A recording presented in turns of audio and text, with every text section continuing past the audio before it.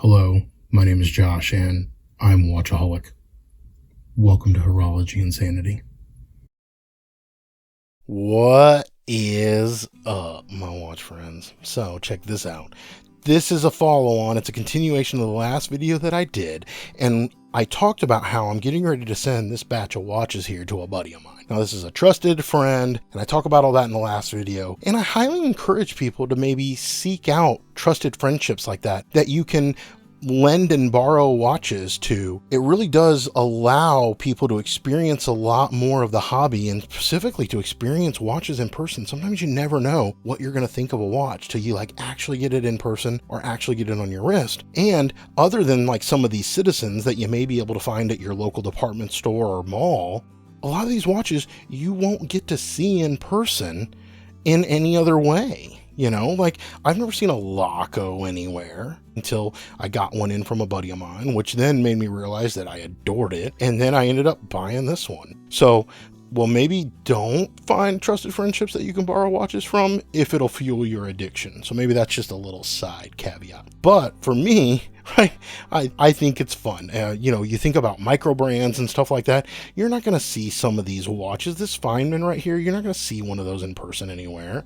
So anyway, this is my recommendation, and this video is specifically to talk about how I package up my watches and kind of the best practices to keep them safe in transit, and just my overall recommendations. Now keep in mind, y'all know I've got OCD and I don't scratch my watches. So this might be overkill for some of you. Some of you might just take it and chuck it in a whatever box and throw it in the mail. I'm not going to do that. So take this advice for what it's worth, and you can use whatever degree you want to as you kind of see what I do. So first and foremost, I talk about this all the time, I've got stacks of cleaning cloths. And the reason that I do this is because I'm going to wrap up each one of these. Now, the main thing that I like to use are travel pods. These things are pretty nice, but notice that they're not all created equally. This one here, oh look, see, it's got a cleaning cloth in it already, so I can wrap it up. This one does not have any styrofoam padding in it. So in addition to doing this, I'm probably going to wrap it in either some bubble wrap, or I'm going to fold the whole thing up and put bubble wrap around the outside of it, just to give it a little bit extra. Now this one here, you'll notice, actually has foam padding in it. And so this helps give it a little cushion. Now I'm still going to take a cleaning cloth, wrap the watch up, and then put it in there, but that is another option. And if it were up to me, I would probably only buy the ones that have this foam insert. Just my opinion. This Blue Shark one, I don't even know that I paid for that. I think I got it for free when I ordered a bunch of straps from them. So, but anyway, so, beggars can't be choosers, or, can you really complain about free stuff? I don't know. Well, no, I'm sure a lot of people out there do.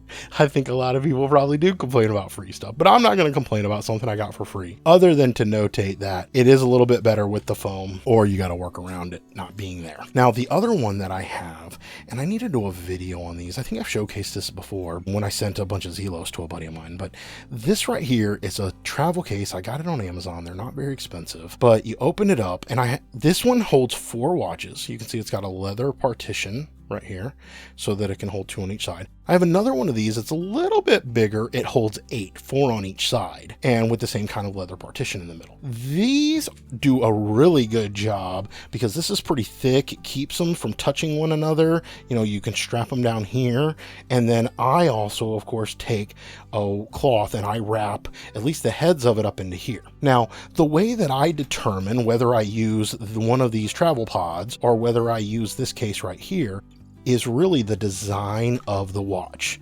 So now let me close this up here, and let me go back to the watches real quick that I'm going to be including. Don't forget this one over here. And I'll decide how I do this. So this one here, even though it comes on a rubber strap, which most kind of rubber straps probably would tuck in easily behind this like a leather strap would, this one is shaped such that it doesn't really suit that well. So it's going to go into one of these watch pods here. I'm going to wrap it up, and that way it can keep its case shape. Oh, see, that might actually be too big for that one. So I'll have to check one of the other ones. But That's what I'm going to do with this one. The other one that I've used in a lot of scenarios is, speaking of which, because this is a G-Shock, use a G-Shock case, like a standard tin that comes with the foam insert. Those work great if you don't have a travel case or one of these travel pods, just get a G-Shock case. You know, that any of these 5600s, 5610s come in, and just drop it inside of one of those. It'll be plenty safe in there. So that might be what happens to this one if it doesn't fit in a watch pod. But the other ones, let's take a look here. The other ones that I might do is a bracelet. So if a bracelet, sometimes I'll try to take a microfiber cloth, and I will wrap it like this so that the bracelet doesn't touch the case back and the bracelet doesn't even really beat up itself. And so if I had to, I could, in fact, I'd probably use either a bigger cloth or I would use 2 of them on this. But this could then go inside of, man, this is hard to get in camera. This would then go inside of here, and you could see that it would sit fairly well. I'd strap it in so it doesn't go anywhere, especially when you close this down and then zip it up. It's not going anywhere. But you could also take like a foam peanut, stick a peanut in here to keep it from shifting while it's in the pouch if you really wanted to go like full on OCD weirdo mode. But this will usually do the trick. However, if I have an extra pod, it's better to put these inside of a pod like that. So I would still wrap it up, at least the watch head, but the bracelet would go there. And then when this closes down, you're good. The bracelet's not going to go anywhere. It stays off the watch. It won't beat up the case back, that kind of thing. So that's what I would do with that one. Now, let's look at some of these others. Let's take this Laco. I keep my watches, again, this is weird OCD. Well, y'all know, if you have a watch box, right, you need to kind of put them back on the thing. You got to clasp the leather to get them to stay on the little watch holders back there. And so in general, I always take the watch and I return it to whatever notch I actually wear it on. And then I put it either in my watch box or I set it on my shelf like that. And so in this case, let's go ahead and undo it. Man, that's harder to do in front of the camera than I thought. All right, so let's get that out there. This is a perfect example where if you just take this and stretch it out, it will sit flush in my watch pouch with very little effort. Now, I'm still going to take a microfiber cloth and I'm going to wrap the watch head in it. But you see how that'll just sit in there? You tuck that down in there, put it underneath that elastic and line them up in there. So any watches that have leather or like rubber silicone straps, they're really good for that whatever. It's like a tongue twister.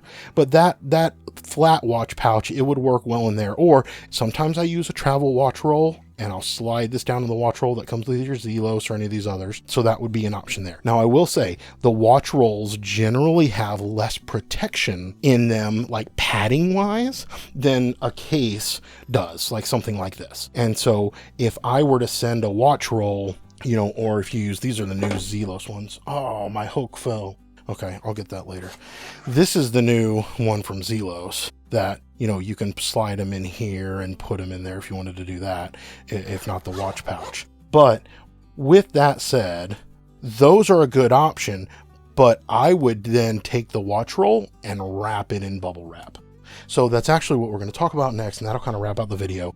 So you can see just how I choose what I put in what carriers to get it sent out, all with the hopes. My overall goal is that the watches not only won't get broken in transit, but that they won't get scratched in transit. So that's my take on it. The last thing I want to talk about is shipping best practices. So I think Random Rob has done a video on this, maybe, or maybe he's just shared it with us privately or in Discord. Dirk, I think, has done a video on shipping best practices before, so I will link down to his video as well. Most of the things that we send USPS because we're shipping them just, CONUS for the United States.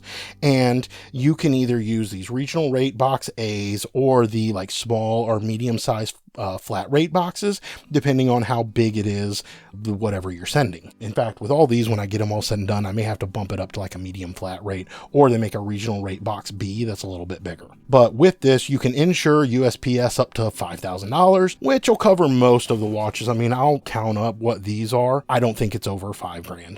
If it is over $5,000, or if I question it at all, I probably go with UPS, and they will insure for a larger amount. And so that would be the other option that I would use, UPS instead of USPS. When you box these things up, almost everybody knows that you should try to use some of these inserts. So let me just get some of these out. These are your standard AirPod packets, and you can reuse those. And then the other ones are, you've got normal bubble wrap, and they make the small bubble wrap like this. And some of these are even pouches you can shove a watch pod into, or they make this larger bubble that has a little bit more protection because they're larger. But here is the tip. Not everybody knows this. Take a piece of cardboard. This is just a scrap piece of cardboard that I've laid here, and insert it on the top when you get ready. This one's actually a little too big, but if I fold it over, put it on the top of the box so that when you close this up and tape it, and then a person takes their knife, a lot of people cut these open with box knives or pocket knives or whatever. When they slice in this middle portion right here, they will hit that cardboard and they won't hit your watch cases. Because the last thing you want is for a nice watch case like this to come back with a giant cut in it. And so that's the cool trick that I found super helpful from Rob and from Dirk. So yeah, aside from just bubbling up with bubble wrap, take one of these, you could take one of these boxes and just cut it up, right? But just take that, set it in there before, and it needs to be in the center, mind you, because this is the piece that's not protected. Set it right there, and you see that knife blade now is going to hit it instead of hitting anything else. So those are my tips, whatever. And technically, they're not even my tips. I got them from other people and I'm just paying them forward. And honestly, that's kind of what I want to do with most of this channel and with my hobby. I've been at this hobby for long enough now to where I feel like I could pay forward some information to others that might be newer to the hobby than I am. And so that flow and cycle of knowledge, wisdom, whatever you want to call it, enjoyment, I would call it enjoyment, can go along to others and fuel. So with that, as always, my friends, until we talk again, please remember what really matters, and that's not watches. And keep the insanity sane.